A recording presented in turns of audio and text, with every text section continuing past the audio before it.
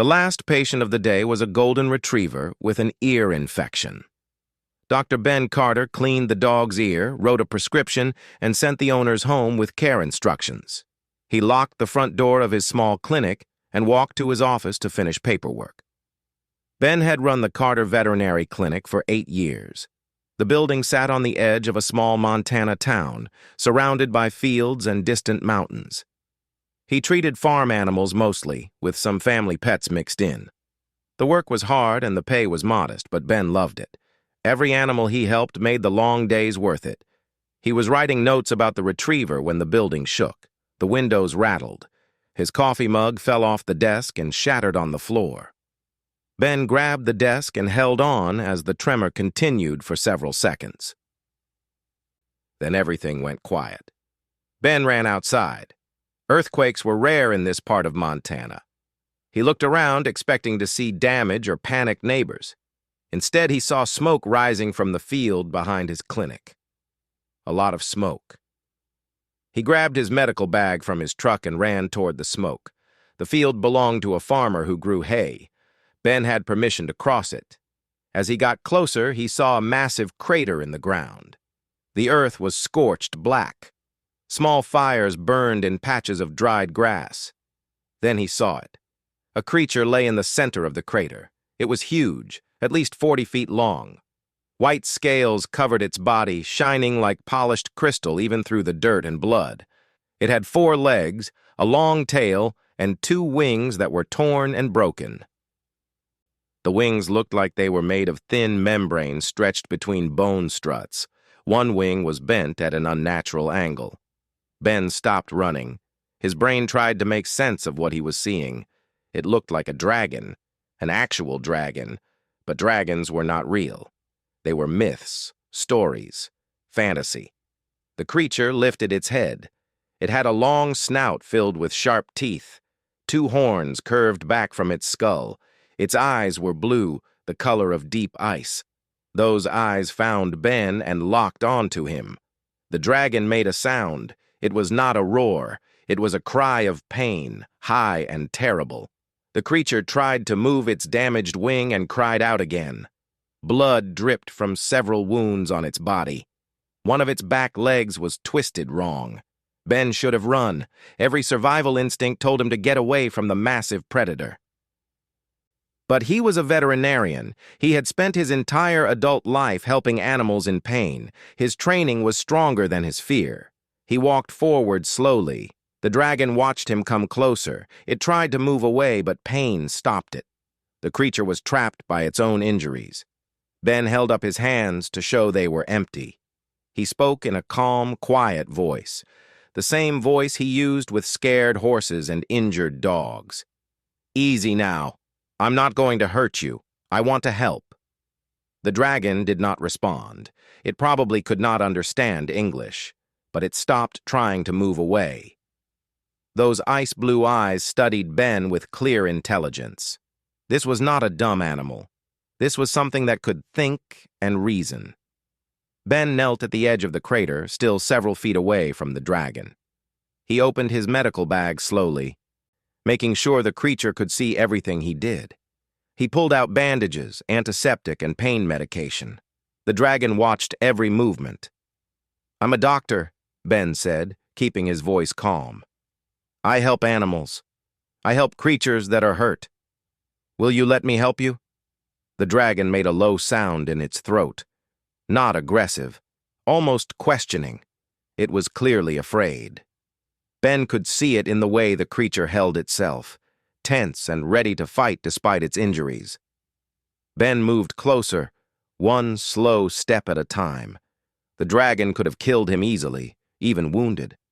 Those jaws could bite him in half. Those claws could tear him apart. But something in Ben's approach, in his calm manner and gentle voice, seemed to ease the creature's fear. He reached the dragon's side.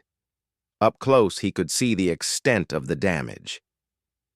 Deep cuts across the shoulder and flank, burns on the scales, the broken wing and twisted leg. Internal injuries, probably. The creature had fallen from a great height or crashed into something with terrible force. "This is going to hurt," Ben said quietly, "but I'll be as gentle as I can." He started with the worst bleeding wound on the dragon's shoulder. He cleaned it with antiseptic. The dragon flinched but did not pull away. Ben worked quickly, his hands steady despite his racing heart. He had treated injured horses and cattle before, large animals that could kill him if they panicked. This was the same, he told himself, just bigger, and not from Earth. That thought kept trying to surface. This creature was alien. It had to be. Nothing like this existed on Earth. But Ben pushed the thought away and focused on his work. He could process the impossible later. Right now, an injured creature needed his help. He bandaged the shoulder wound and moved to the others.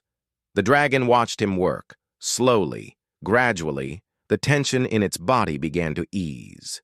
The creature started to trust him. The broken wing was the worst injury. Ben had set broken wings on birds before, but never anything this size. He examined the break carefully. The bone was fractured clean through.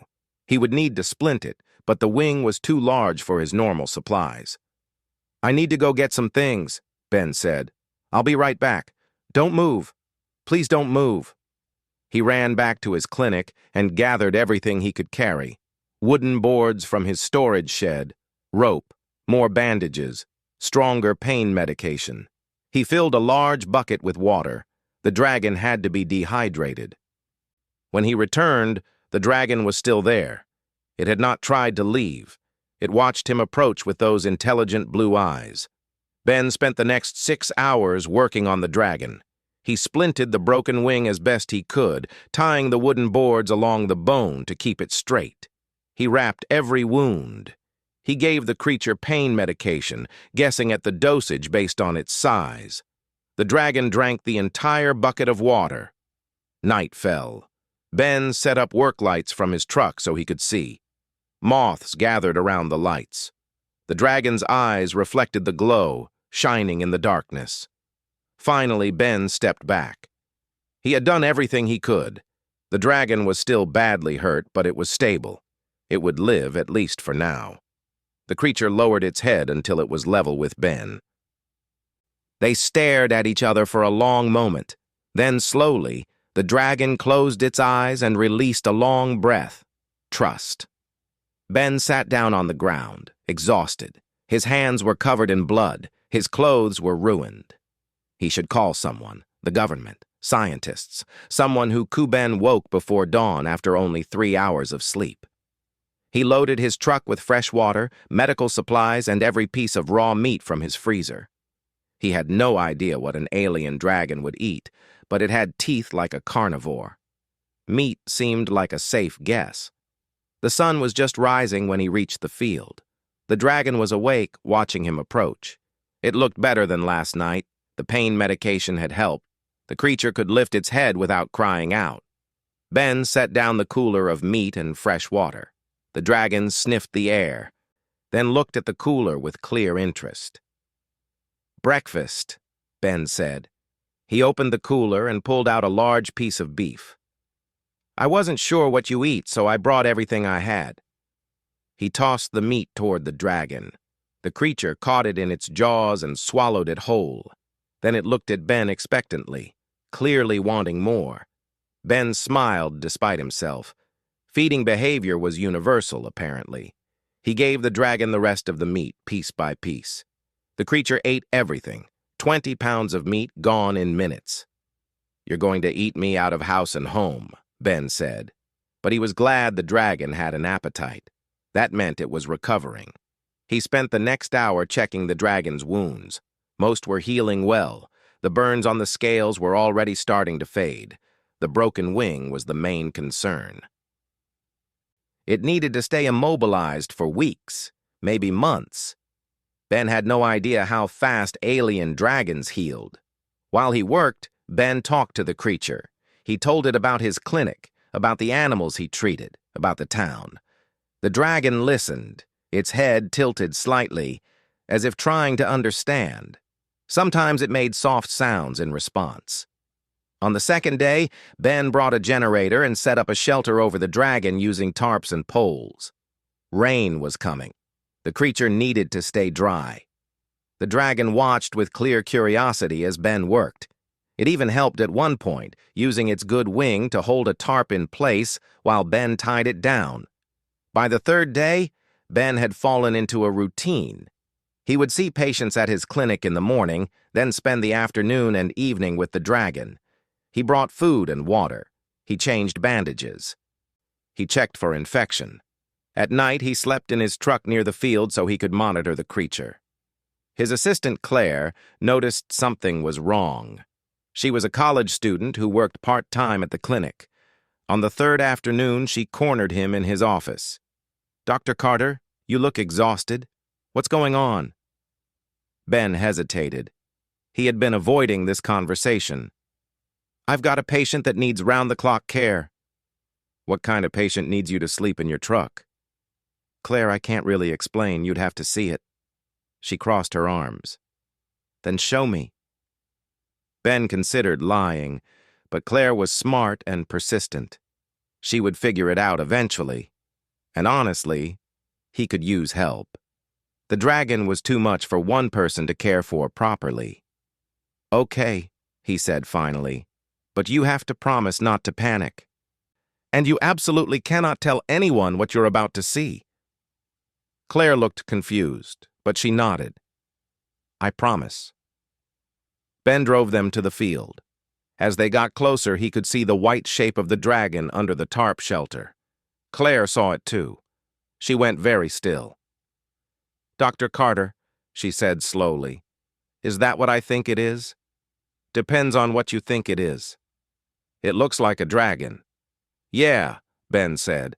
"That's because it is a dragon." He parked the truck and got out. Claire followed, moving cautiously. The dragon watched them approach, its eyes fixed on Claire, studying the new human with obvious interest. Ben walked up to the dragon like it was normal. "This is Claire. She's my assistant.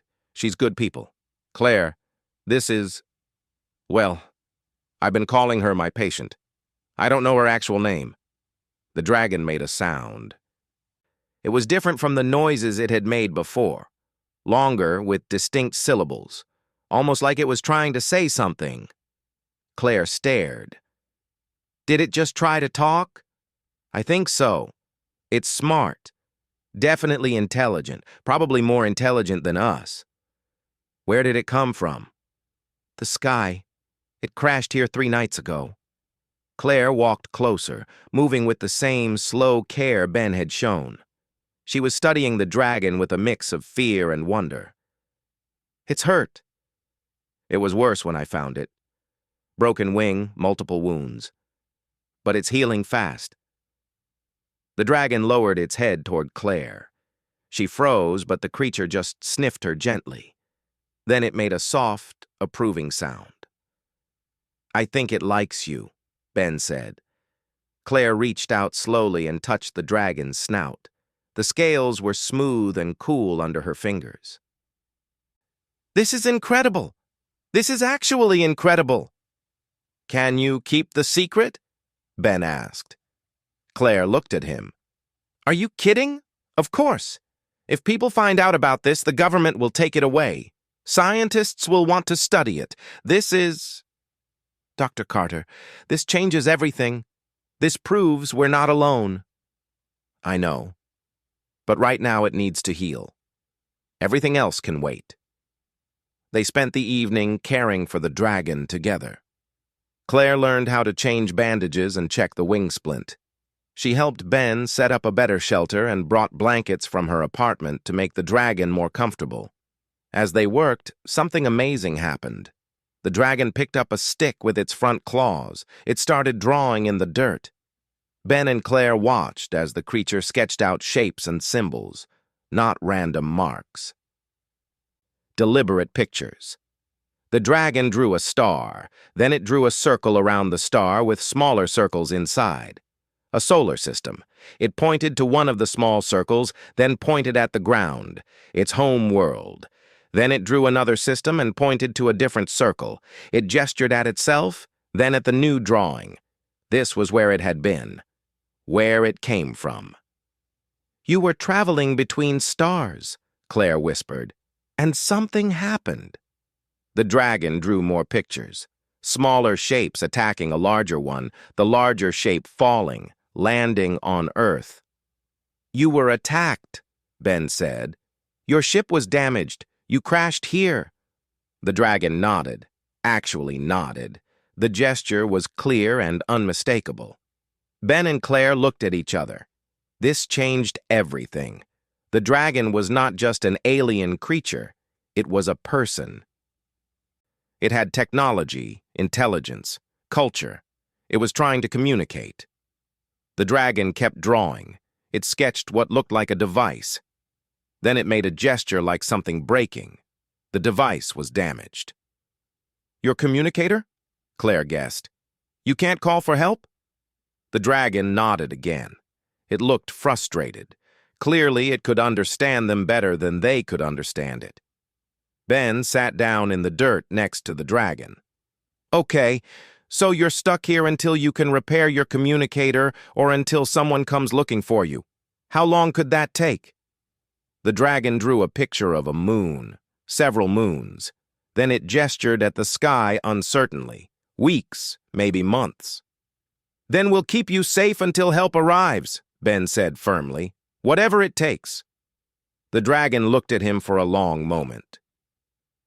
Then it did something unexpected. It reached out with one massive claw and gently touched Ben's shoulder. The gesture was clear. Then 2 weeks passed. The dragon's wounds healed faster than Ben expected. The burns on its scales faded to nothing. The cuts closed cleanly without infection. Even the broken wing was showing improvement, though it still needed the splint. During those weeks, the dragon and Ben developed a real friendship. The creature would watch Ben work on his other patients during the day. At night, Ben would sit with the dragon and they would share quiet companionship under the stars. Communication improved, too. The dragon could not speak English, but it found other ways to talk. It drew pictures in the dirt. It used gestures. It made different sounds for different meanings. A low rumble meant contentment. A sharp chirp meant surprise. A soft coo meant affection. Ben learned that the dragon's name was something like Silvara when spoken in human sounds. She was female, a scholar and diplomat for something called the Galactic Council. She had been traveling between star systems when raiders attacked her ship. She managed to reach Earth but crashed during emergency landing. Silvara learned about Ben, too. She watched how he treated animals with gentleness and skill. She saw how he worked long hours for little money because he genuinely cared about helping creatures in pain. This fascinated her. One evening, Ben brought his laptop to the field. He had been thinking about the damaged translator device Silvara had mentioned. She had drawn pictures of it, showing him the broken parts. Ben was not an engineer, but he knew basic electronics from fixing medical equipment. "Can you show me the device?" he asked. Silvara stood carefully. Her wing was still splinted, but she could move around now. She walked to a scorched piece of metal half buried in the crater. With her claws, she dug it out and brought it to Ben. The device was small, about the size of a deck of cards. It was made of materials Ben did not recognize. Part of it was clearly melted. But he could see a power source, circuit-like patterns, and what might be a speaker. "Claire's good with electronics," Ben said. "Can we try to fix this?" Silvara nodded eagerly. She made an excited chirping sound. The next day, Claire brought her tools and soldering equipment. She was studying engineering in college. Together, she and Ben examined the translator with Silvara watching anxiously. "I think I can fix some of this," Claire said, "but I don't understand how it works. The technology is way beyond anything we have." Silvara used a stick to draw instructions in the dirt.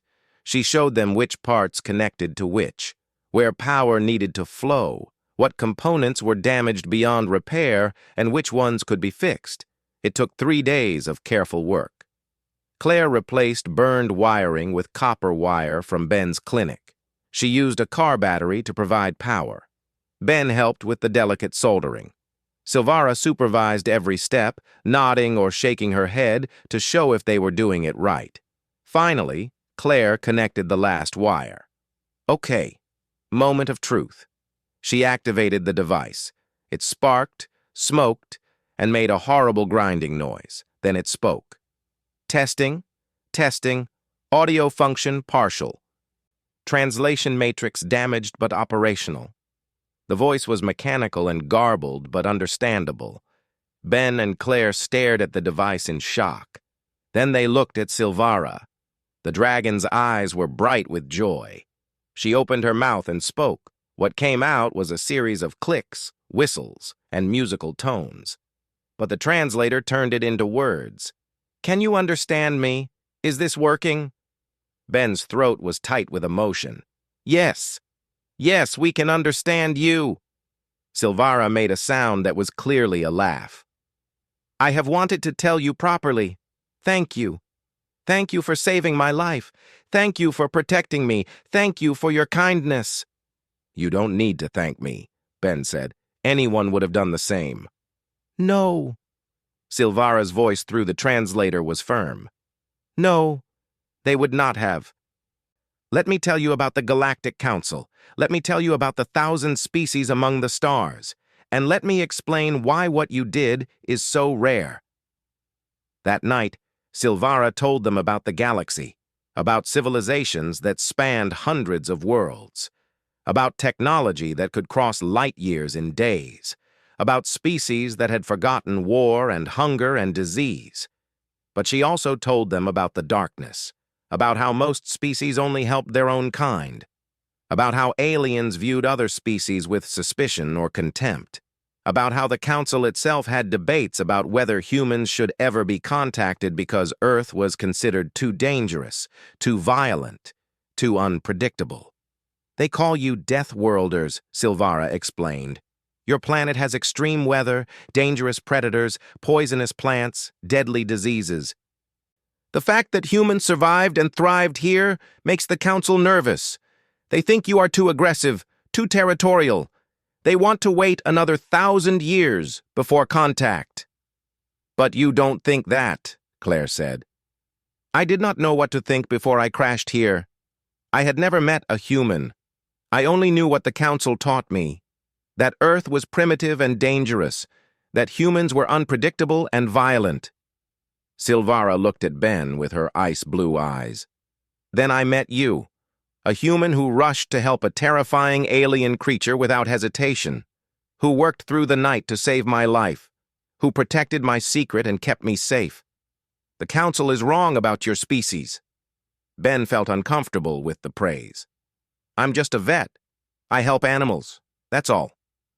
You helped me when you thought I was an animal, Silvara said. Then you kept helping when you learned I was a person. You never asked for payment or recognition. You just gave care because it was needed. Do you know how rare that is in the galaxy? It shouldn't be rare, Ben said quietly. It should be normal. Silvara made a sad sound. It should be, but it is not. Over the following days, Silvara shared more about the galaxy. She told them about her home world, a moon orbiting a gas giant. She described cities made of crystal where dragons flew between towers of light. She talked about the council meetings, where hundreds of species gathered to discuss trade, law, and peace. She also told them about the raiders who attacked her, a group of pirates who stole and killed across multiple systems. They had wanted the diplomatic codes in her ship's computer. When she refused to surrender them, they opened fire. They are still out there, Silvara said, her voice hard. They know I escaped. They will be searching for me. Can they find you here?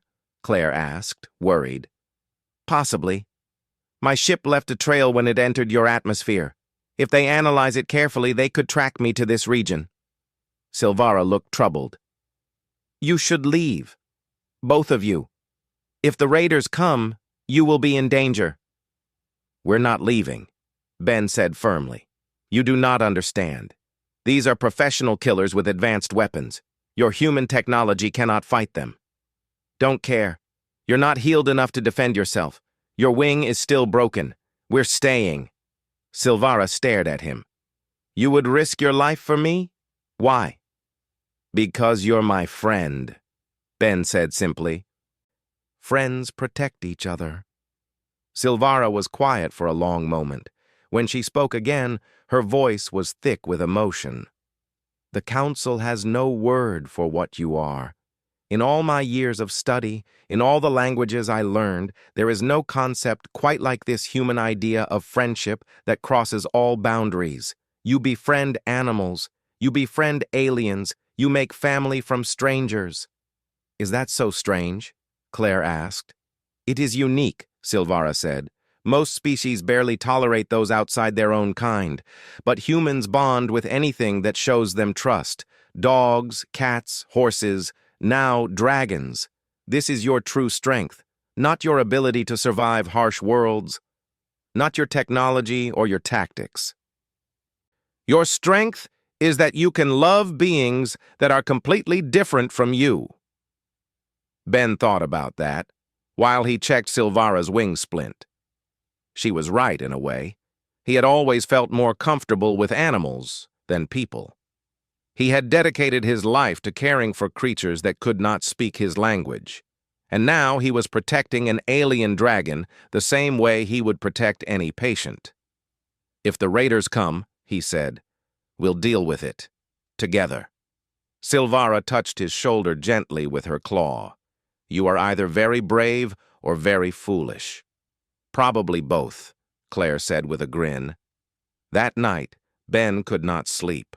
He sat outside his truck watching Silvara rest under the stars.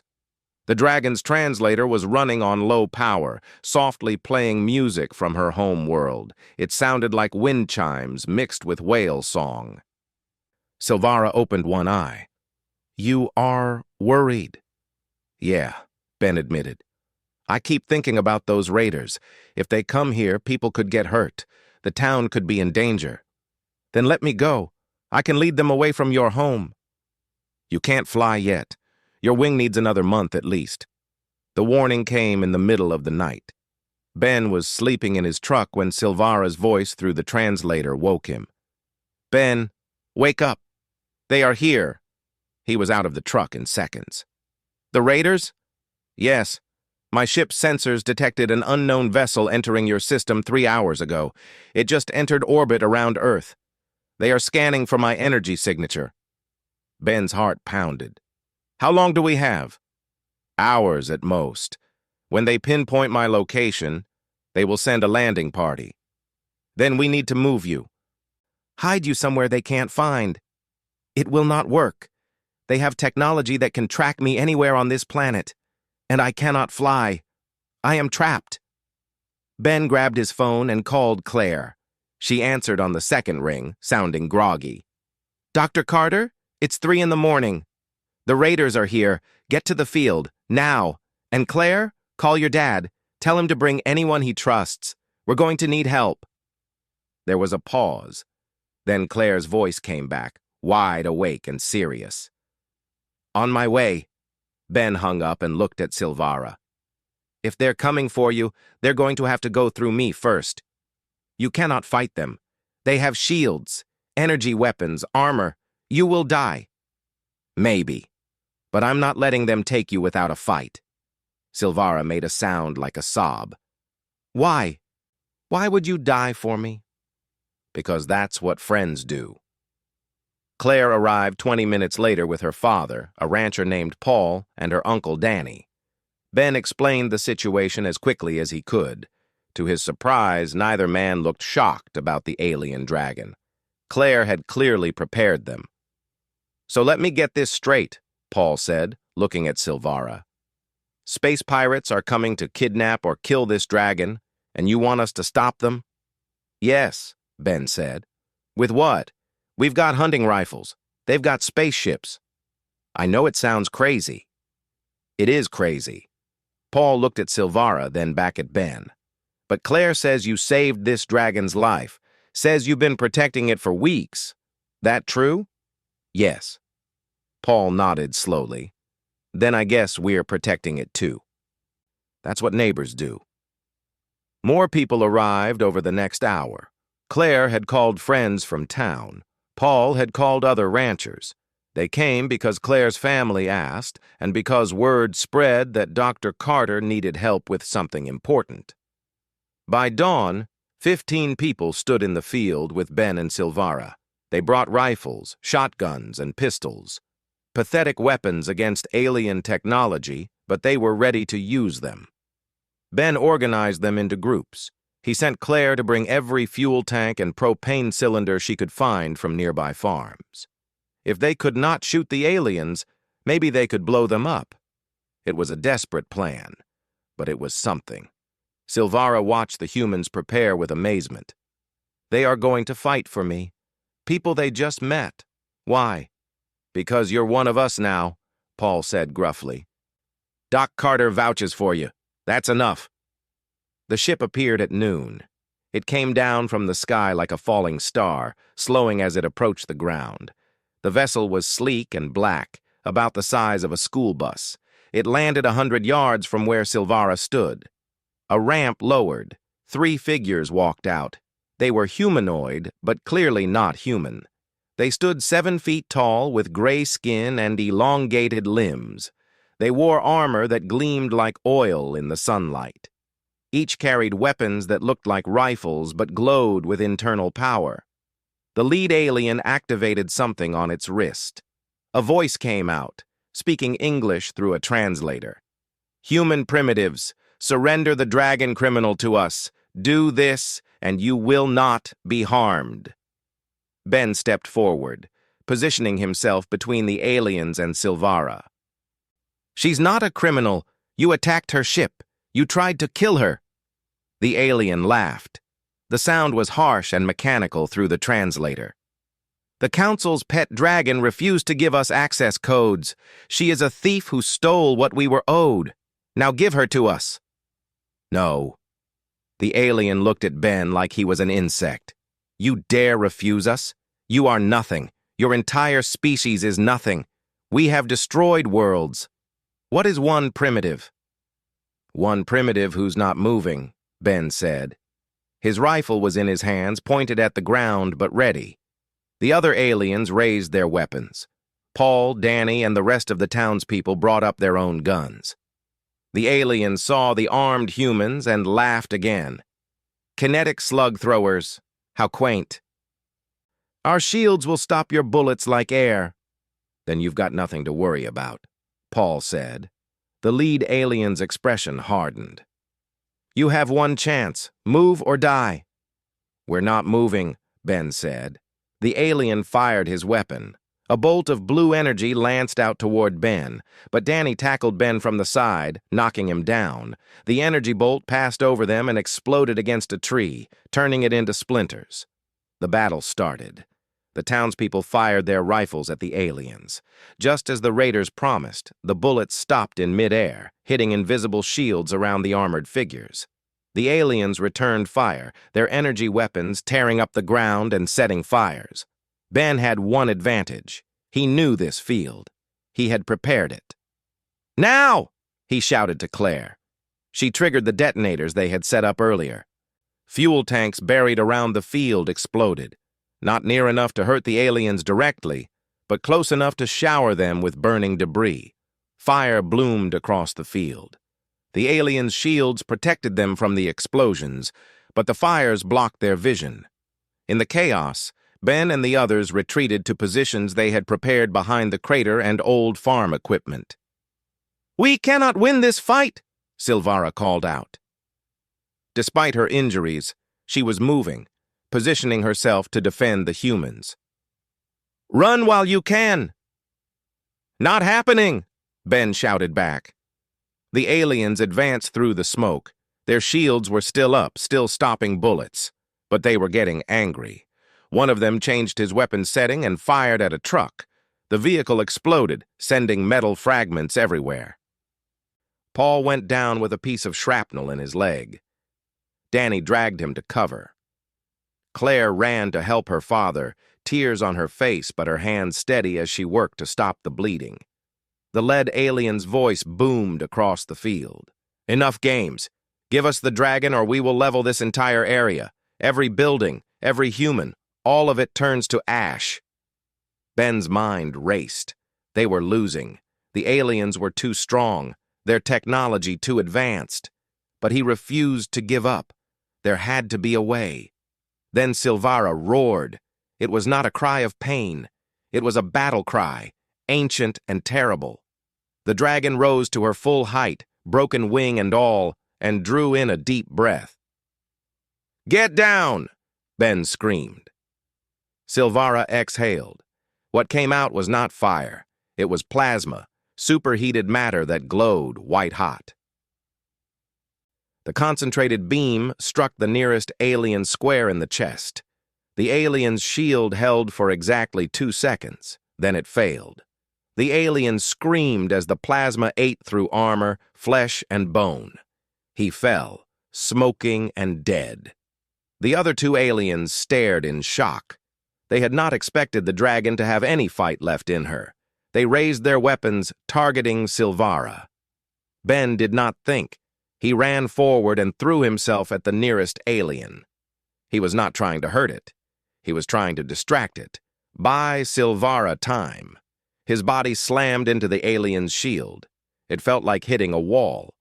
The impact knocked the wind from his lungs. But it worked. The alien stumbled, his aim disrupted. Silvara hit the second alien with another blast of plasma. The shield held longer this time, but it failed eventually. The alien died screaming. The last alien turned to run back to his ship. Danny shot him. The bullet did not penetrate the shield, but it made the alien flinch. That moment of distraction was enough. Silvara's plasma breath caught him before he reached the ramp. He fell meters from safety. Silence fell over the field. Smoke drifted through the air. Small fires burned in patches. The alien ship sat empty, its crew dead. Ben lay on the ground, gasping for breath. His whole body hurt from hitting the shield. But he was alive. Silvara limped over to him. "You threw yourself at an armed enemy to protect me. That was the stupidest, bravest thing I have ever seen." "Did it work?" Ben wheezed. "Yes, you foolish human, it worked." Claire ran over, checking Ben for injuries. Paul was being tended by his brother, cursing about the shrapnel, but alive. Everyone was alive, hurt, scared, but alive. Ben looked at the alien ship. "Can you fly that?" Silvara looked at the vessel. "Possibly. If I can access their systems, why?" The council ship arrived 4 days later. It was enormous, dwarfing the raider vessel like an elephant next to a dog. The ship descended slowly, carefully, and landed in the field that had become so important to Ben's life. A delegation emerged. There were 5 aliens of different species. One looked like a walking crystal formation. Another resembled a massive insect with iridescent wings. The leader was humanoid with blue skin and 4 arms. He wore robes that shimmered with embedded technology. The 4-armed alien approached Ben, Silvara, and the gathered townspeople. His translator was far better than the raiders had been. His voice was smooth and cultured. "I am Ambassador Korvax of the Galactic Council. I have come to retrieve Scholar Silvara and investigate the attack upon her vessel." His multiple eyes studied Ben. "You are the human who protected her?" "Dr. Ben Carter," Ben said. "And yes, me and a lot of other people." Korvax looked at the damaged raider ship, the scorch marks on the ground, and the makeshift shelter Ben had built for Silvara. His expression was unreadable. "Scholar Silvara, you appear to be injured. We will transport you to our medical facilities immediately." "I am healing well," Silvara said. Her voice was stronger now through the repaired translator. "Thanks to Dr. Carter's care, he saved my life." Korvax looked at Ben with what might have been surprise. "You provided medical care to a species you had never encountered?" "She was hurt," Ben said simply. "I'm a veterinarian. Helping hurt creatures is what I do." "A veterinarian?" Korvax spoke the word like he was tasting something strange. "You treat animals for your profession?" "Yes." And you treated a council scholar like she was one of your animals? Ben bristled at the tone. I treated her like someone who needed help, which she did. Silvara spoke up quickly. Ambassador, Dr. Carter showed me exceptional care and skill. He worked through the night to stabilize my injuries. He protected me from the raiders who attacked my ship. Without him, I would be dead. Korvax was quiet for a moment. Then he looked at the townspeople standing nearby. Paul still had bandages on his leg. Danny had burns on his arms. Claire had cuts from flying debris. All of them looked tired, but defiant. These other humans fought the raiders as well? They did, Silvara said. They risked their lives to defend me. Several were wounded. They fought enemies with superior technology and won. I see. Korvax walked around the field, examining everything. He studied the crater from Silvara's crash. He looked at the medical supplies Ben had used. He examined the destroyed raider ship and the bodies that had been left where they fell. Finally, he returned to face Ben. Dr. Carter, the Galactic Council has been observing Earth for many cycles. We have debated whether humans are ready for contact with the wider galaxy. The consensus has been that your species is too violent, too territorial, too unpredictable. We plan to wait another 1,000 of your years before making contact. Ben felt his stomach sink. This sounded like the beginning of a rejection. But Korvax continued. However, what happened here challenges that assessment. Scholar Silvara was attacked by known criminals. She crashed on a supposedly primitive world. And instead of being captured, killed, or exploited, she was helped, protected, healed, by a veterinarian who asked for nothing in return. I told you, Silvara said quietly. Humans are not what the Council believes them to be. Korvax looked at her. You have known this human for less than one moon cycle. You cannot judge an entire species from one individual. Can I not? Silvara moved closer to Ben, her massive form protective despite her injuries. Ambassador, in my time here I have learned more about humanity than all the Council's observations could teach. I have seen their compassion, their courage, their capacity for cross-species friendship. They do not see me as an alien or a dragon. They see me as someone who needed help. That is not weakness. That is strength. Paul stepped forward. He limped on his injured leg, but his voice was firm. Excuse me, Ambassador. I'm just a rancher. Don't know much about space politics, but I know Dr. Carter. He's a good man who helps anyone who needs it. Two-legged, four-legged, doesn't matter. When my daughter called and said he needed help, I came. So did everyone else here. Not because we wanted something, because it was right. Yeah, Danny added. The dragon is Claire's friend. That makes her ours, too. Korvax studied the humans for a long time. Then he did something unexpected. He bowed. All four arms crossed over his chest in what was clearly a gesture of respect. I have been a council ambassador for 40 standard cycles. I have met thousands of species. But I have never witnessed what you describe. Most civilized races barely tolerate aliens. They cooperate for mutual benefit, not out of genuine care. He looked at Ben. You showed care to a creature you had never seen before, a creature that could have killed you easily. You gave medical aid, protection, and friendship. You asked for nothing. That's just being decent, Ben said, uncomfortable with the attention. It is exceptional, Korvax said firmly. Scholar Silvara, you wish to make a formal statement? Silvara straightened as much as her broken wing allowed. Ambassador, I invoke the ancient bond between dragon and companion. Dr. Ben Carter saved my life when I was helpless. He protected me from enemies. He showed me kindness when I was alone and afraid. By the laws of my people, I claim him as bond companion. Our lives are now linked. The other aliens in the delegation reacted with visible surprise, the crystal being made a chiming sound. The insect's wings buzzed rapidly. Korvax looked stunned. Bond companion? Scholar, that is a sacred bond among your people, reserved for the highest honors. Are you certain? Absolutely certain, Silvara said. Her voice was full of conviction. If we accept this bond, the implications are significant. Dr. Carter would be granted council recognition. Earth would need to be re-evaluated for earlier contact. This changes everything. I know, Silvara said. That is why I am doing it. The council needs to see what I have seen. Humans are ready for the stars. They may not have our technology yet, but they have something more important. They have the ability to care across all boundaries. Korvax looked at Ben. Dr. Carter, do you understand what Scholar Silvara is offering? She is linking her reputation and her life to yours. If you prove unworthy, she will suffer consequences. If you agree, you will become the first human to be recognized by the Galactic Council. You will be responsible for how your species is perceived among the stars.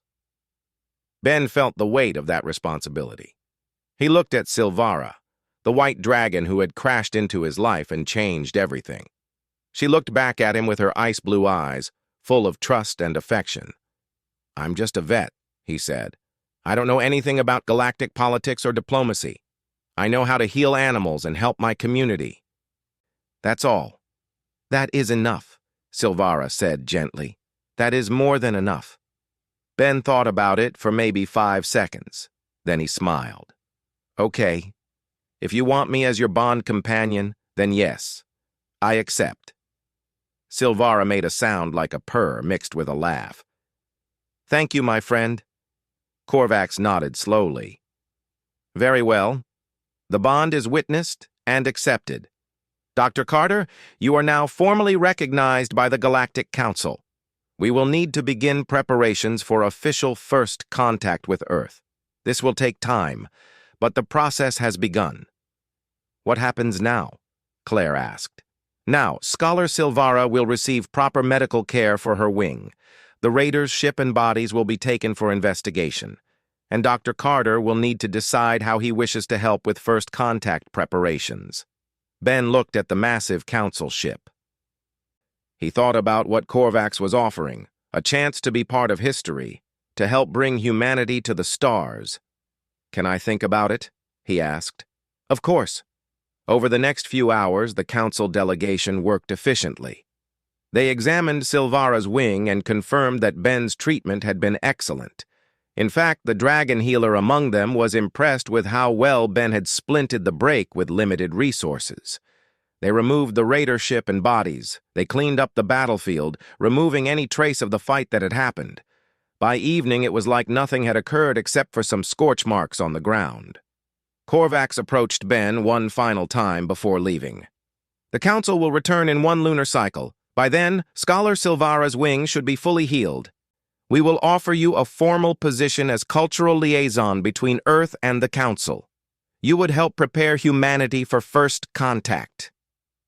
That sounds like an important job, Ben said. It is. You would need to relocate, work with diplomats and scholars. It would change your entire life. Ben looked at his small clinic. He thought about the animals he treated, the neighbors who depended on him, the simple life he had built. I don't think I'm the right person for that, he said finally. I'm not a diplomat or a politician. I'm a vet. I help animals. That's what makes me happy. Korvax tilted his head. You would refuse such an honor? I'm not refusing to help. I'll do whatever I can to make first contact go smoothly, but I won't give up who I am to do it. Silvara, standing nearby, made a pleased sound. That is why you are my bond companion, Ben. You know who you are, and you do not pretend to be something else. Korvax actually smiled. Perhaps that is wisdom. Very well, Dr. Carter. You may continue your work here. When the council needs your insight, we will come to you. Is that acceptable? Very acceptable, Ben said, relieved. The delegation prepared to leave. The council ship powered up, its engines humming with barely contained power. But Silvara did not board immediately. She approached Ben one last time. I will return to the stars soon, she said quietly. My wing needs advanced healing that only my people can provide. But I will come back. Bond companions do not abandon each other. I know, Ben said. Take care of yourself up there. And you take care of yourself down here. Silvara lowered her head and touched Ben's shoulder gently with her snout. You changed my life, Ben Carter. You showed me that the universe is bigger and more wonderful than I believed. Because of you, humanity will be welcomed among the stars. Not as conquerors or primitives, but as friends. Just be safe, Ben said. His throat was tight with emotion. And come visit when you can. Always, Silvara promised. She turned and walked to the council ship. At the ramp, she looked back one final time.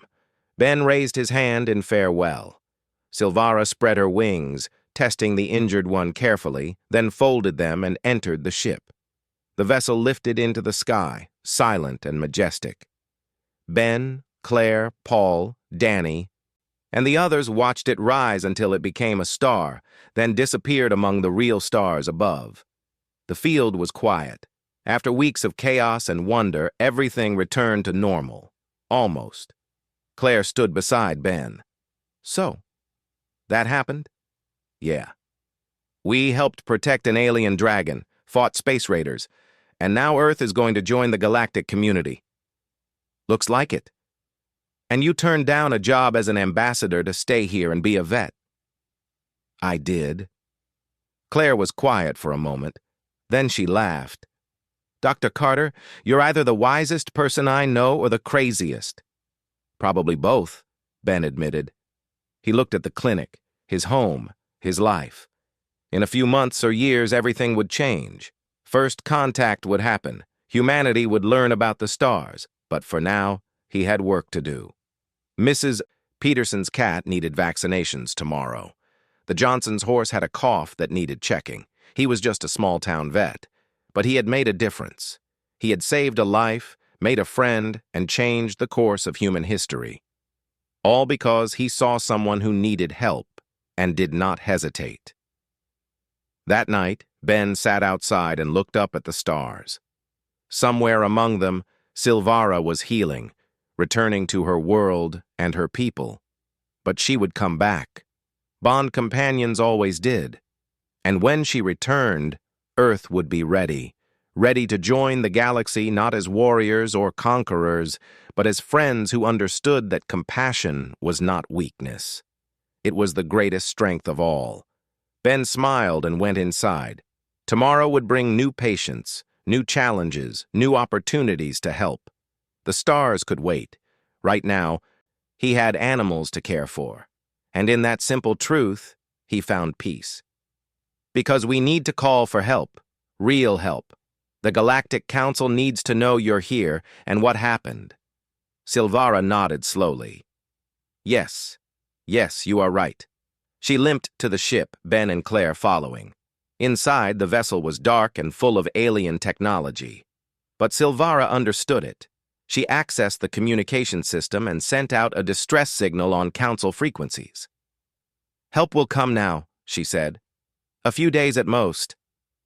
Ben sat down heavily. His hands were shaking with adrenaline. We did it. You did it, Silvara corrected. You and your people. You fought enemies with superior weapons and won. Do you know why? Why? Because you refused to abandon someone you cared about. That is humanity's true strength. Not technology, not tactics. The ability to stand and fight for others, even when it is hopeless.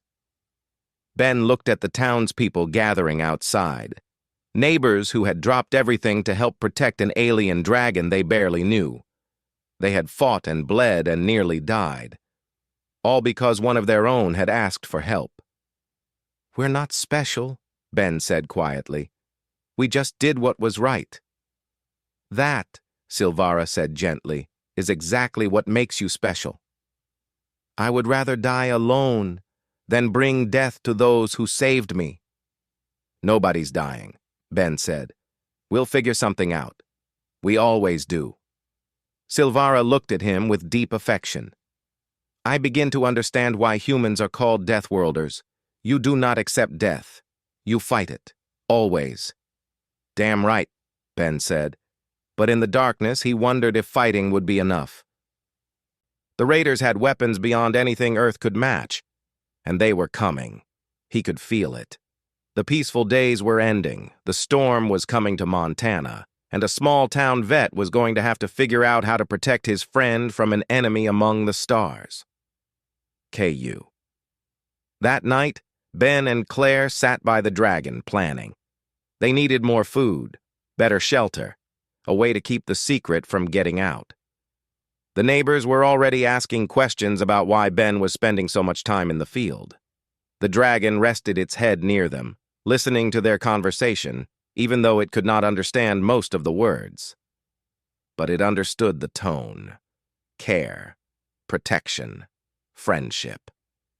Claire looked at the massive creature. You know what's amazing? You didn't hesitate. When you found it hurt and scared, you didn't even think about it. You just helped. It needed help, Ben said simply. That's enough reason. The dragon made a soft sound, almost like a purr. Its eyes were half closed in contentment. For the first time since crashing on this strange world, it felt safe. Ben did not know it yet, but the bond forming between a small-town veterinarian and a white dragon would change both their worlds. For now, though, they were simply doctor and patient, human and dragon. Two beings from different worlds learning to trust each other. And in that trust, something powerful was beginning to grow. LD deal with an alien creature. But he did not reach for his phone. The dragon had trusted him. It had let him help when it could have killed him. That meant something. I'll come back in the morning, Ben said. I'll bring you food. We'll figure this out together. The dragon's eyes opened again. It made a soft sound, almost like a purr. Ben walked back to his clinic as the moon rose over the mountains. Behind him, a white dragon from the stars lay healing in a Montana field. And somehow, impossibly, that felt right. Tomorrow would bring questions and complications. But tonight, Ben had done what he always did. He had helped a creature in pain. Nothing else mattered.